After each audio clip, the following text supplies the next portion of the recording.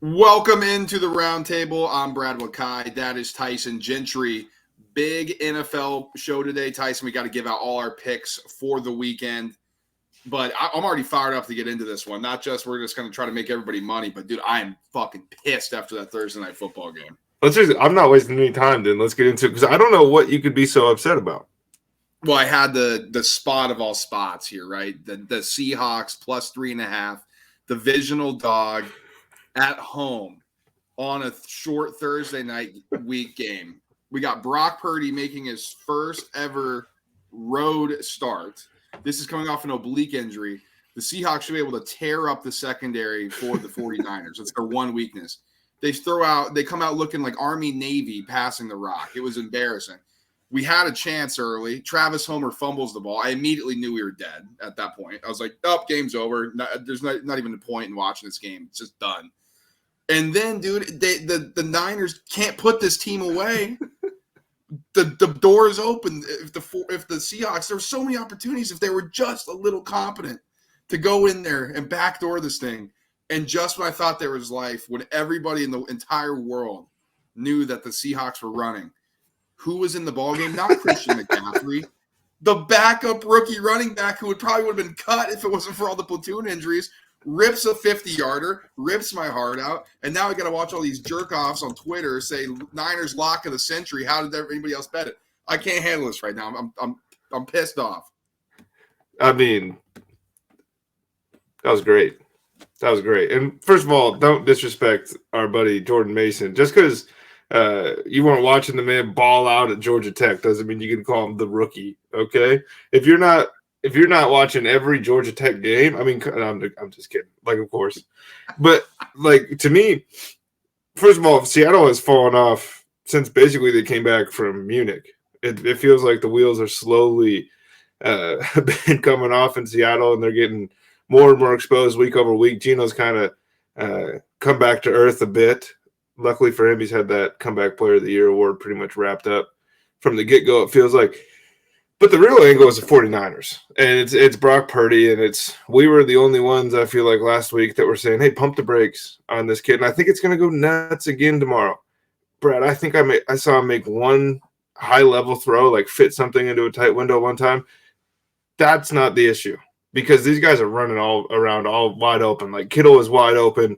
Brandon Ayuk's running around wide open. They had a drop slant pass, actually, was, I thought, his best throw of the day, or one of them, to Ayuk.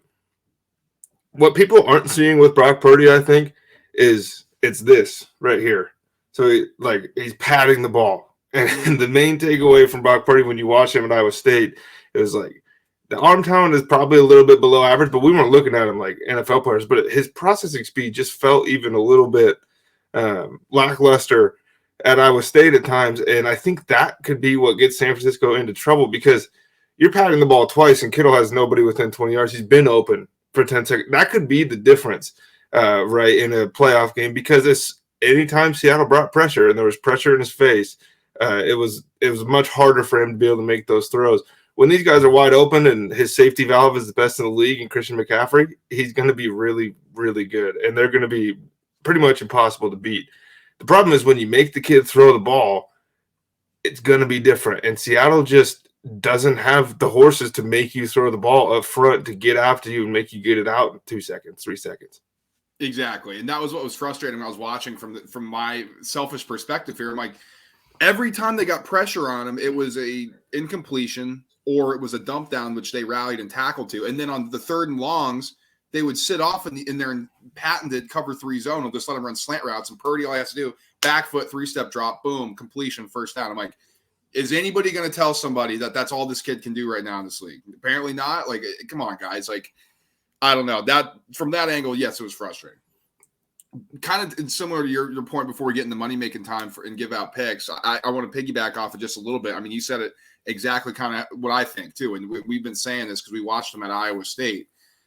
I don't know how good of an anticipator he is with the football, and in the playoffs and in the NFL, you need to be able to anticipate your open guys. Like you said, it's not about seeing him open. It's about anticipating where he's going to be and what window you need to fit it in before the defense knows that you're even about to throw the football.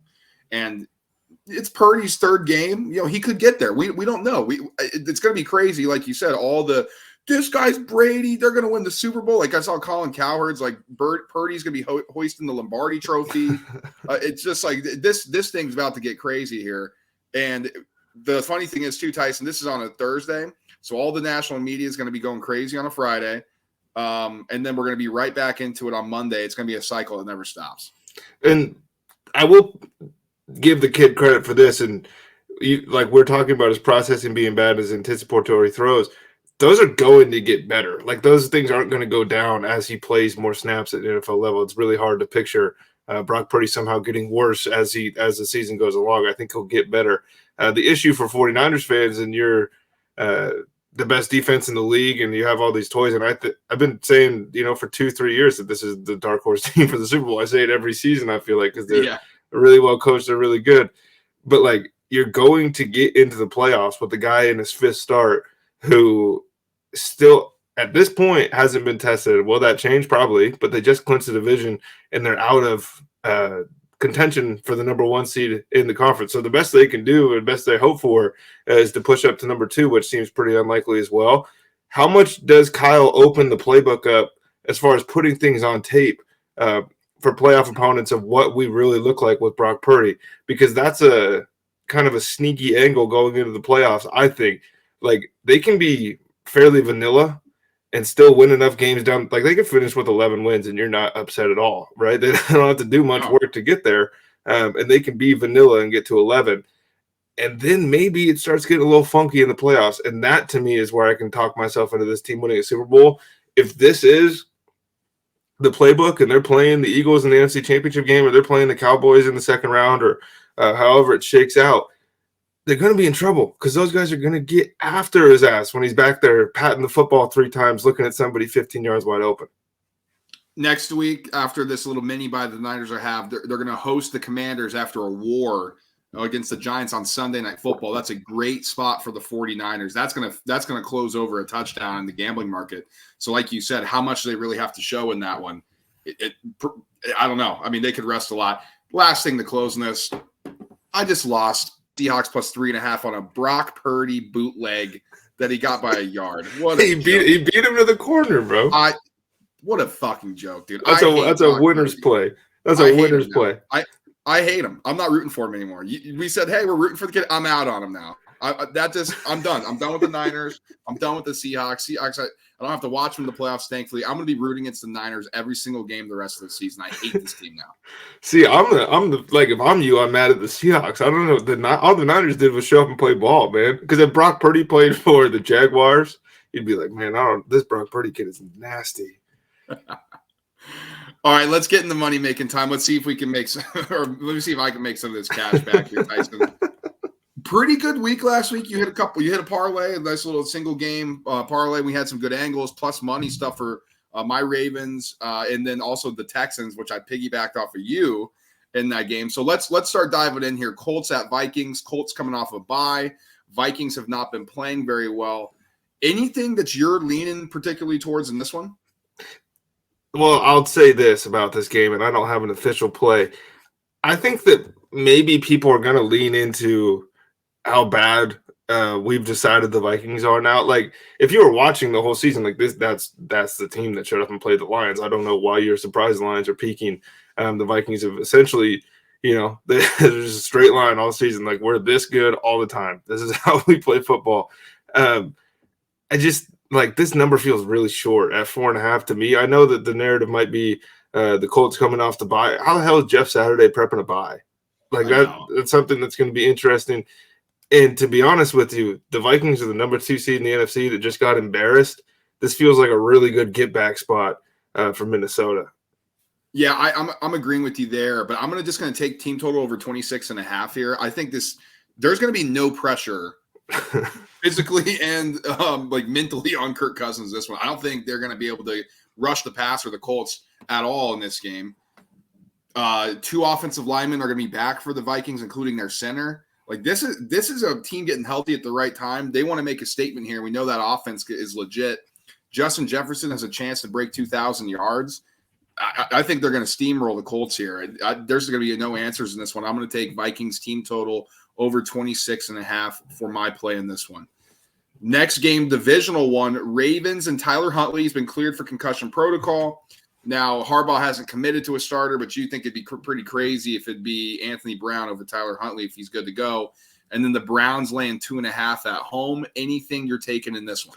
I like the under. I really just – it's under 38.5, which seems a bit ridiculous at this point in the season. This Browns offense with Deshaun Watson through 2 weeks has inspired no confidence, like at all. They're so much worse than they were with Jacoby Brissett as far as scoring points goes.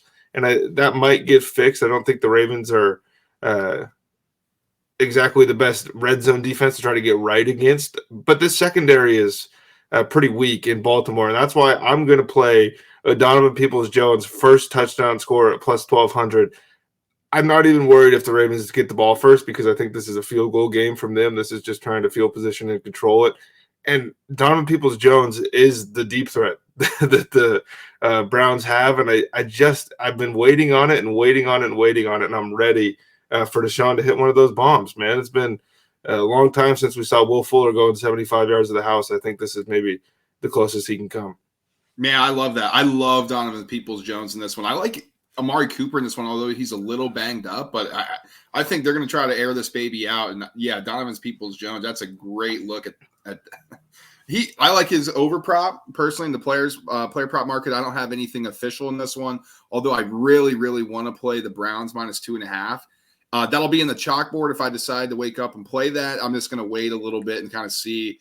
But I think the Browns win this one. I really do. I think they cover, and I don't know. I think there's going to be some electricity on this offense that we haven't seen in a while from Deshaun Watson. Oh, all these games are Saturday, by the way. The Colts game, the Browns game, and the Dolphins Bills game we're discussing now, those are all Saturday. So if you didn't know, we have the Saturday slate now that college football's in bowl season. This is going to be the night game here on the Saturday night. Dolphins going into Buffalo. It's going to be cold. It's going to be snowy. What are you playing in this one? I might get burned pretty badly for this, but I just every time I hear, there's going to be 9 inches of snow or there's going to be 2 feet of snow down there, you have to go check the weather report and check if it's supposed to be snowing during the game or even up until kickoff, because those reports are saying that it's not going to be snowing then, and this is an NFL field crew. They're going to get this thing cleaned off. It's like the Dolphins have heaters. I think this is being played up quite a bit. And if this game is played in a blizzard, I will lose this bet. But 44 for 2 of the more explosive offenses. We've been kind of hating on the Bills over the last couple of weeks. Miami's not exactly great at stopping anybody. And I like Stephon Diggs, Tyreek Hill, Jalen Waddle, Gabe Davis, Josh Allen, Tua, all these guys in one game with 44 points. I know it's divisional, but these guys don't know each other very well as currently constructed. This isn't, the Bills playing the Patriots, who they've come to know pretty well since Josh Allen's been the quarterback. This is kind of a new looks Dolphins team. Dolphins got by them at week 3 earlier this year. I think the Bills try to send a message, and I think Tyreek Hill's going to have a hell of a day. I like Bills minus 7. I love your handicap for the over. I think the Bills are actually going to score a good amount in this game. We know what Josh Allen can do in bad weather. This is the 3rd game in a row that the Dolphins are on the road. They just played on the West Coast. Now they got to come back to the East Coast, go up to Buffalo. They had heaters on the sideline in 55 degrees weather in the dome in LA. I mean, that's crazy to me. Now they got to go up here, and I know they were downplaying it a bit. Bills like to play man-to-man. That's what the past 2 opponents have done to stifle the Dolphins' offense. I do think they're going to have some counters off of that. But I like the Bills to score. I think they're going to be able to shred up that defense that the Dolphins have. We just saw Justin Herbert do it, and I think big games from Stephon Diggs and Gabe Davis, who's basically trying to come off the milk carton because he's been missing in action. Hey, man, how funny was it that Tua said, hey, it snows in Alabama, too? And it's like, yeah. It snowed my freshman year. And I was like, really? And I was like, oh, yeah, it did. That crazy game. I was like, this guy's been hitting the head too much. But it's just that's the same thing as Buffalo, New York in the middle of December. Like, what are you talking about, man? I don't know. He's trying to inspire some confidence in the Dolphins fan base. Okay, next one, Falcons at Saints. Desmond Ridder getting the start after the Falcons bye. some drama going on with Mariota. Apparently left the team. Apparently he's on IR. Apparently his wife had a baby. Nobody really knows what's going on. But Saints also off a bye. They're laying 4.5 at home. What are you playing in this one? What did Desmond Ridder do at Cincinnati? He won. But how does he play? Like, he takes care of the ball. He's athletic. He can get to the corner on guys. He can pick up 6 yards on RPO here. He's not the 70-yard touchdown run guy they wanted you to talk yourself into in the pre-draft. I always thought that was just misleading and confusing. Yeah. He takes care of the ball, man, and he makes the right play. It'll be interesting if he does it at the NFL level. Tyrann Mathieu's been bad this year, and this veteran-laden Saints defense that we were expected to believe is going to be pretty good, it's been really middle of the road. I think that worst-case scenario, the Atlanta Falcons are just going to play Atlanta Falcons football and still cover this number. Best-case scenario, Desmond Ridder plays well, right? And then they come out and they win the game. But at plus 4.5, this is a team with a real shot to win the division versus a team with an outside chance. So the Saints might be fighting for their life, but so are the Falcons. And I think this change might bring some juice, brother. We got to go mano a mano here. I don't like. You love the buy. You love the buy too. I do, and I don't like betting on rookie QBs. And here's my angle. Yes, the Saints have been poor on the defensive side, to put it nicely. But there's one thing they can do or rally to do, and that's stop the run. That's what this Falcons offense wants to do. And I know Algiers been awesome, and Cordell Patterson's been a revelation in this system. But I think the Falcons are going to sell out for the run, try to make Desmond Ridder beat them. No Kyle Pitts, so it's really Drake London and Zacchaeus. I don't know. I like the Saints. I know that's not really anything that you're going to look at that offense and be like, this is insane besides Olave, but Jarvis Landry's getting healthy again. He's going to be back in the offense. It's a week that the offense can figure out how to get Kamara more involved, which they desperately need. So I'm going to take the Saints here minus 4.5 against a rookie QB, and we're going to go mano a mano. Now, I will say it hasn't played out in my favor recently. Yeah, the last couple of weeks I turned the tide. It was all you for early in the season. I think the college football helps me beat you down because we go mano a mano there. And you just have some addictions in college football that you can't get rid of. I know. It's bad. It's bad. Okay. Next game here, a very, very interesting one. Jets hosting the Lions, the red hot Lions, man. Woo, they are red hot. Mike White's supposedly good to go. His ribs are all right. I don't know how, but Lions, this opened basically a pick 'em. Jets minus 1.5. On the look ahead, it was a 3. Got reopened at a pick 'em. Now it's Jets minus 1.5.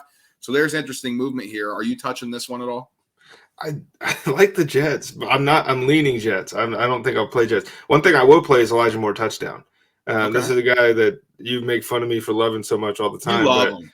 I mean, I do. Dude, this kid he's a dog. And it's unfortunate that he came out and kind of made himself look like a diva and a bit of a dickhead, requesting the trade and all these things. And then turns out when Mike White plays, he gets 10 targets. And he only hauled in 4 last week, 60 yards. But they have real chemistry. And I've been pounding the drum since the beginning of last year. Like, this guy's always open. And I don't think that the Lions are going to be the secondary to shut him down. This might be pretty high scoring, and I know that is confusing with the Jets defense, but like the Lions have shown that they score on any and every one because they just play different than most offenses in the NFL. Yeah, my concern is how this offense looks on the road, and it's confusing because since they've turned this table, the Lions, that is, since the Lions have kind of turned this page and they become an elite offense, it's been a while since they've had to play outside. Yeah, it's been a while since, they've been healthy, and now they're healthy, and this offense is ripping and roaring. But that also came inside. It also came in nice weather. I don't know. I'm staying away from that. I lean Jets with you as well. We don't have any official numbers here on your Elijah Moore TD just because Mike White, they're trying to figure everything out with his ribs. At least FanDuel is. So nothing there for me as well. I'm leaning Jets. That might be an official play as we get closer to kickoff time on Sunday, but nothing on the pod here now, so that's why you got to join our chalkboard.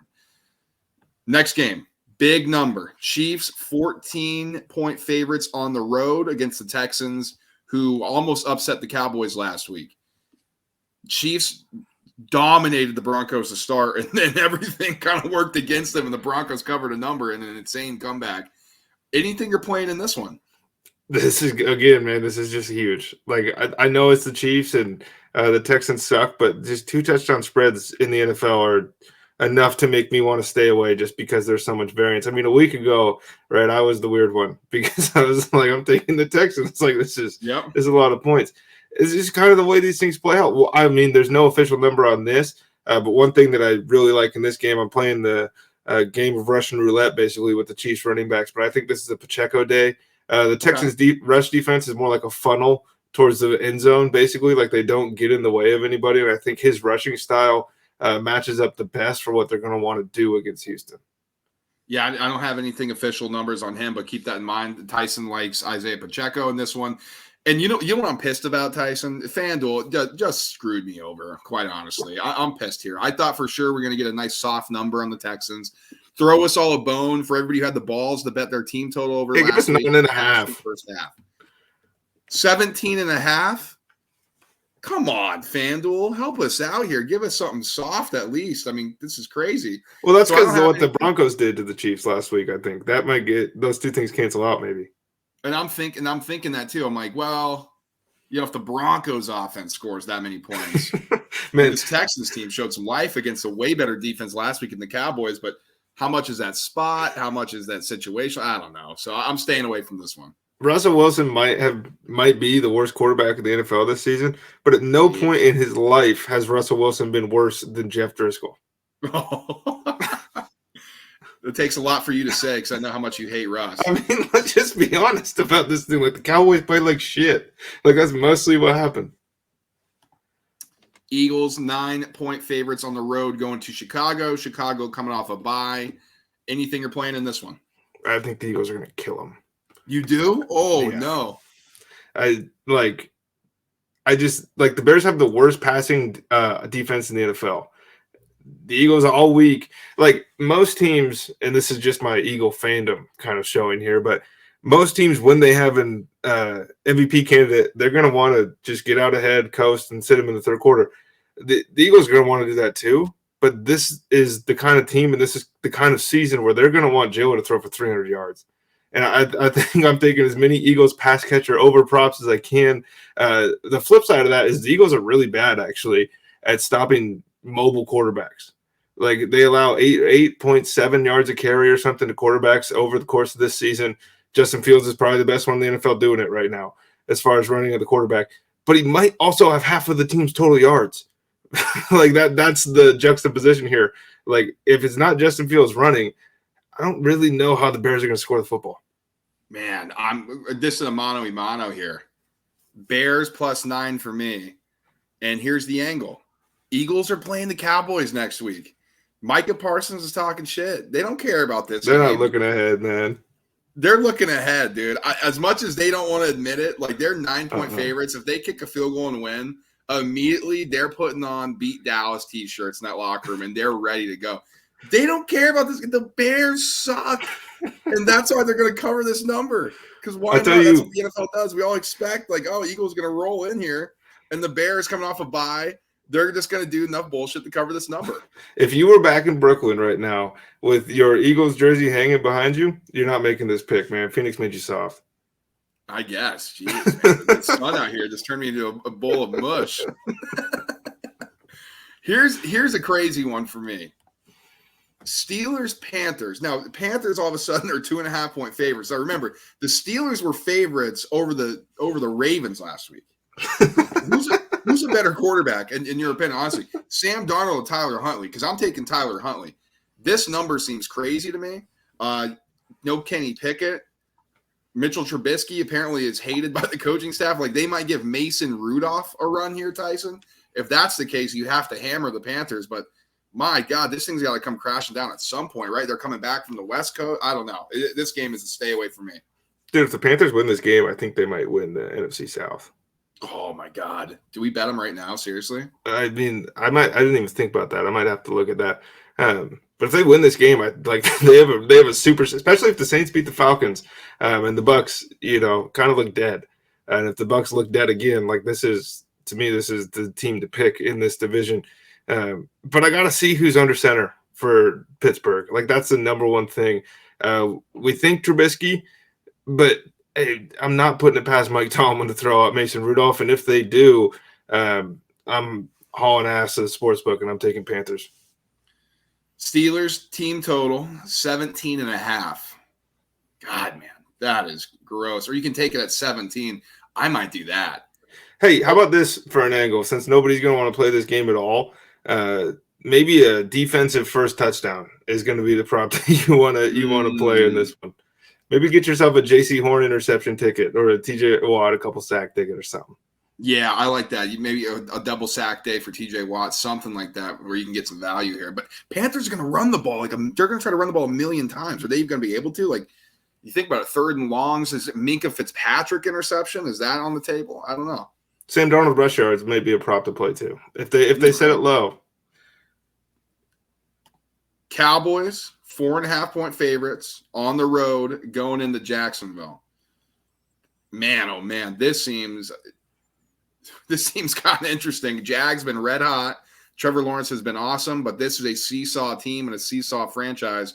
As soon as it starts going good for the Jags, they have to come down because that's what they do, and then they suck. Cowboys without a wake-up call last week. Man, oh man, this is crazy. What are you thinking here? Doug Peterson doing a favor for his old team. Jaguars plus 4.5. Trevor Lawrence has been insane over the last 3 weeks for what we thought he was going to be this season. What we saw basically through the first 10 weeks of the season, he's been a different quarterback. And I'm mostly playing this because if the Jaguars are to win this game, then the Christmas Eve game against the Eagles and Cowboys is for the number 1 seed in the NFC, and I'm an Eagles fan. So that'd be a nice way to wrap Christmas.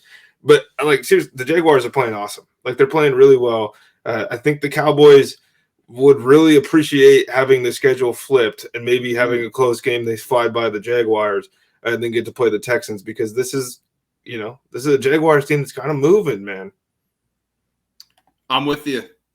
Let's go Jags plus 4.5, baby. They're at home. They're hosting the boys. Everybody's like, well, the Cowboys, that was a wake-up call last week. Wasn't it a wake-up call against the Colts, or did we just forget that fourth quarter, it turned them like there were legitimate people saying, oh, well, after what they did to the Colts, they're the best team in the NFL. They were tied going into the fourth quarter. They're up 1. Like, what are we talking about? This is not a great football team, the Cowboys. The Jags have been amazing. They're going to try to get after the passer, and I think they're going to be able to run the ball, the Jags are, with ETN and really relieve the pressure of Trevor Lawrence, be able to carve up the secondary. I like the Jags here. I gave the spot for the Eagles on the look ahead. The Cowboys are doing the same thing, clearly, because Micah Parsons is running his mouth already. And we know DeMarcus Lawrence, well, he can't stop talking shit. Like, he did that in week 4. So, I mean, let's go Jags, baby. Let's do something right here, and let's keep this trajectory on the right path. This would be one of the best games of the season for us. I think if the Jaguars go out and beat the Cowboys, man. Okay.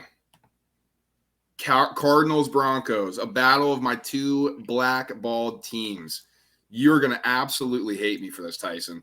I got to play in this one. But are you doing anything first and foremost? No. What? What?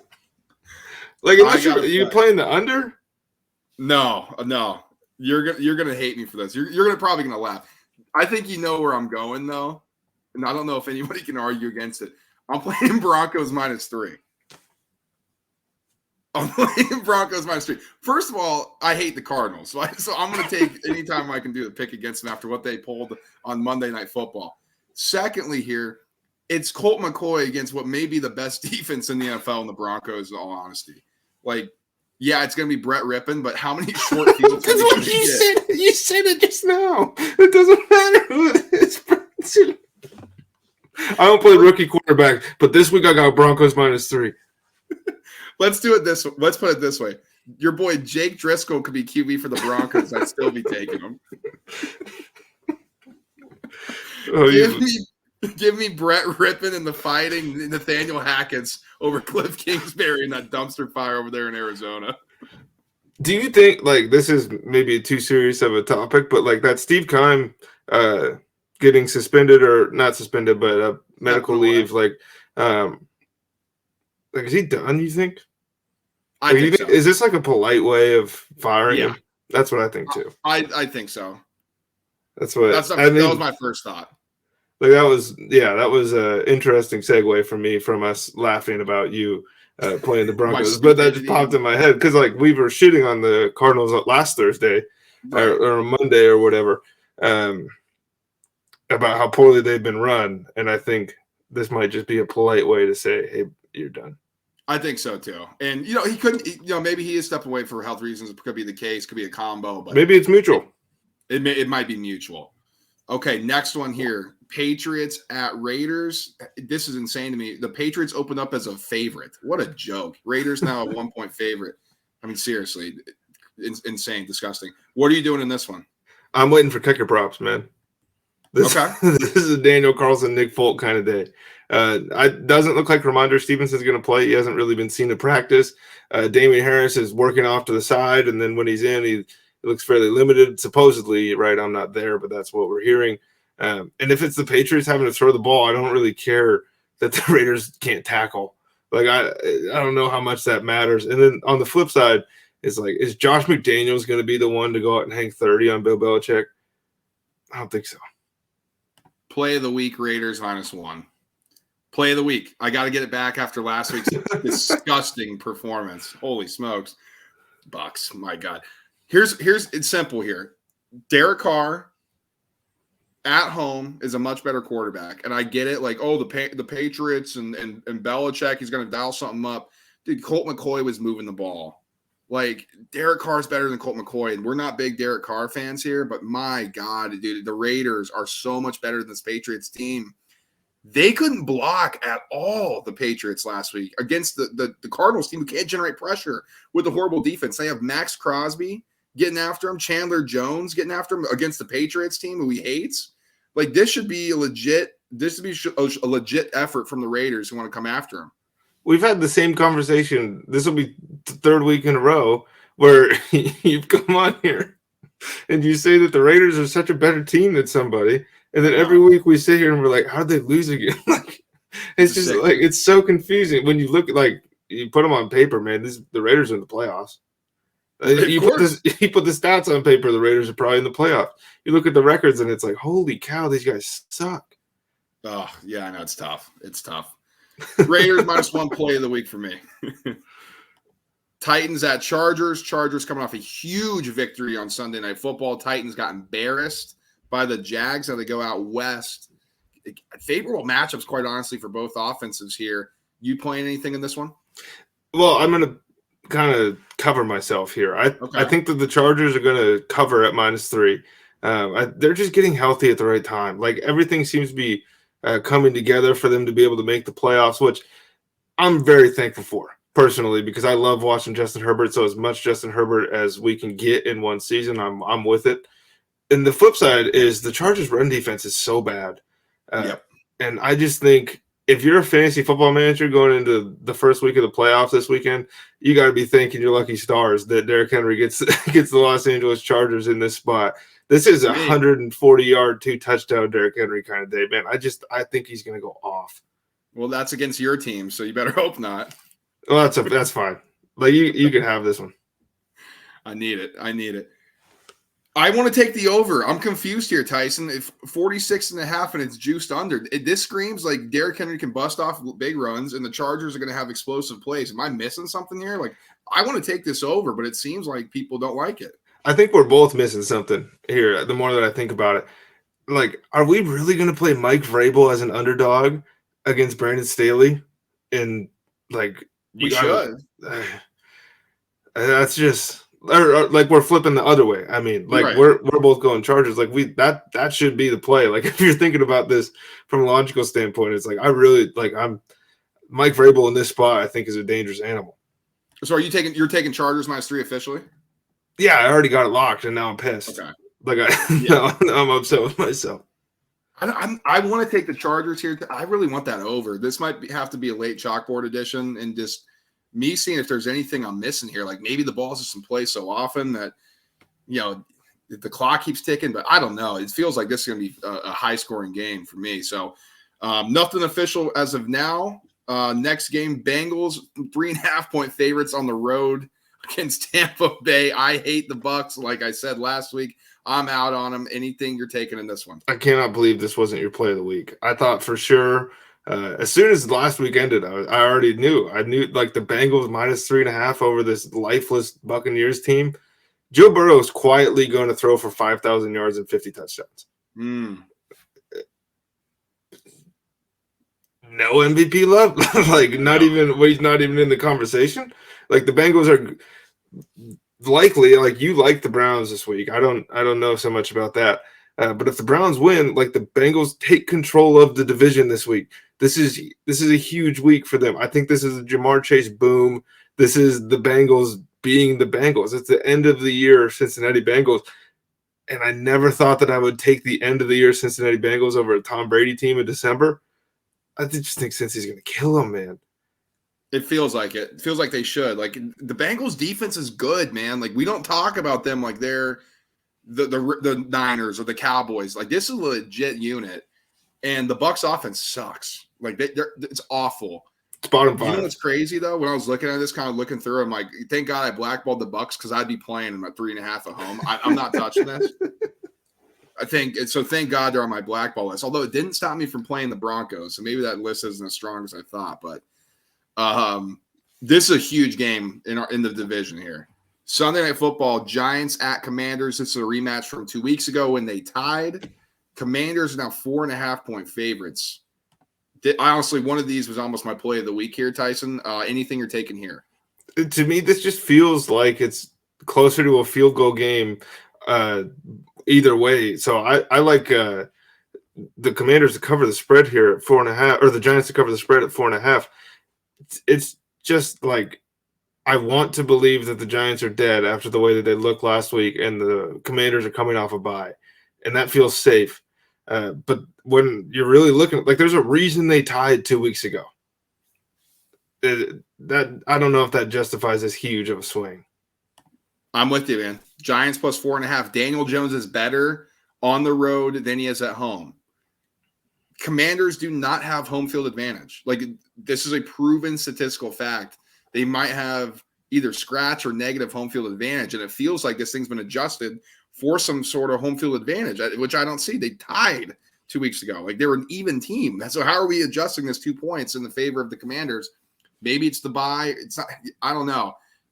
If anybody can motivate, and we've seen that so far this season, it's Daboll.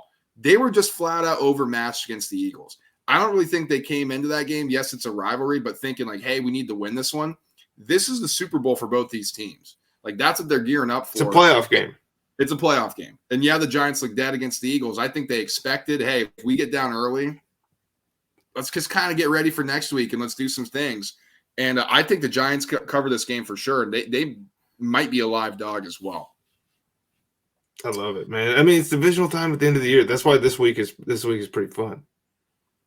Okay, last game of the week. Here you go. Monday Night Football. Rams and Baker Mayfield against Aaron Rodgers and the Packers coming off of a bye. Are you playing anything?